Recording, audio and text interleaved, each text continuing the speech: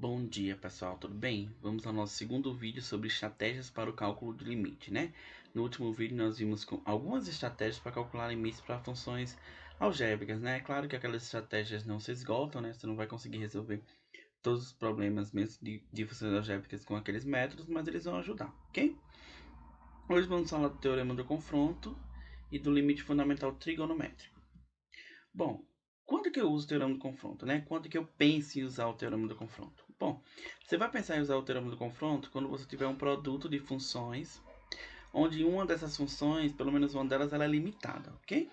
Então, o teorema do confronto pode ser uma boa opção. Não significa que ele vai resolver todos os problemas, mas é um caso a se pensar, ok?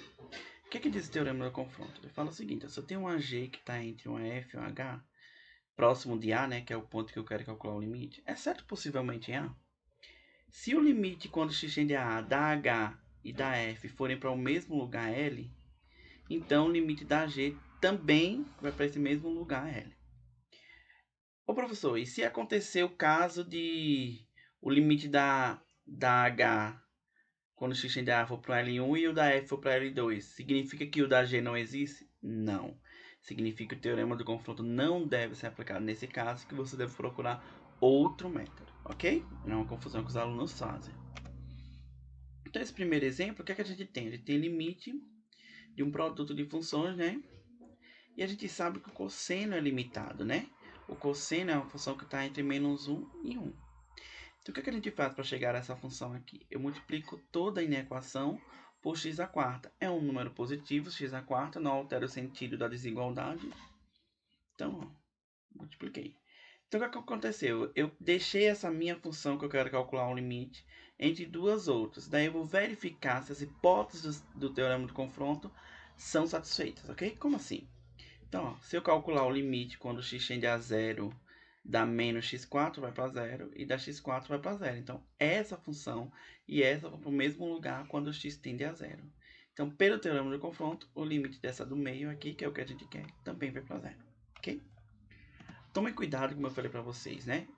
O teorema do confronto eles fala o seguinte: se a F converge e a H converge do mesmo lugar, estão no mesmo lugar, então a do meio também vai. Ela não fala nada sobre o limite não existir, ok?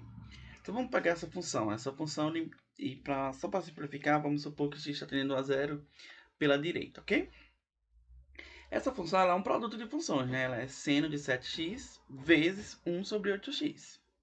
Então, eu poderia pensar o teorema do confronto porque o seno está entre menos 1 e 1. Quando eu multiplico ambos os lados por 1 sobre 8x, né? 1 sobre 8x, quando x tende a zero pela direita, ele é positivo.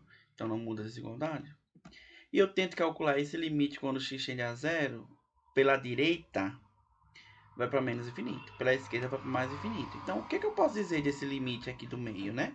Dessa função que eu quero calcular. Bom, você não pode dizer nada. Você vai usar outra técnica, porque como eu falei para vocês no início, nesse caso o teorema do confronto não resolve, ele não se aplica, né? Então você tem que procurar outra estratégia, né? Porque o teorema do confronto ele só fala o seguinte: se esse existir e esse existir e for para o mesmo lugar, o do meio vai. Ele não fala nada sobre o limite da do meio não existir, que é uma confusão que você sabe, ok? Tá, ok. Então, se não tiver essa possibilidade, o que eu posso pensar mais, né? No limite fundamental trigonométrico. A gente viu em sala que o limite quando x tende a zero dessa função, seno de x sobre x, ele vale 1. Não é isso? Daí a gente vai usar esse limite fundamental para calcular outros limites. Ok? Então vamos pegar esse exemplo da função, mas vamos pegar quando x tende a zero normal mesmo, tá? Ali eu coloquei pela direita só para simplificar. Então vamos calcular esse limite caso exista. Então qual que é a ideia, né? A ideia é associar esse limite com o limite fundamental trigonométrico. Como assim? No limite fundamental trigonométrico, a variável aqui é igual, o argumento é igual ao que está aqui embaixo, no denominador, né? Então vamos tentar deixar desse jeito, ok? Então o que a gente faz? Multiplica em cima e embaixo por 7, porque eu quero deixar aqui embaixo 7x. Então, eu só troquei aqui o 7 por 8, então essa parte aqui eu vou tentar associar com o limite fundamental. 7 oitavos é uma constante, ele vai sair do limite, nem me preocupo com ele, ok? Então, só para deixar igual aqui, em cima e embaixo, eu vou chamar u de 7x. Eu estou mudando variável, né? Então, quando x vai para zero, u é 7 vezes 0, vai para zero também. Então, esse limite aqui é igual a esse daqui. E esse limite é o limite fundamental trigonométrico, só muda a variável, né? Então, ele vale 1.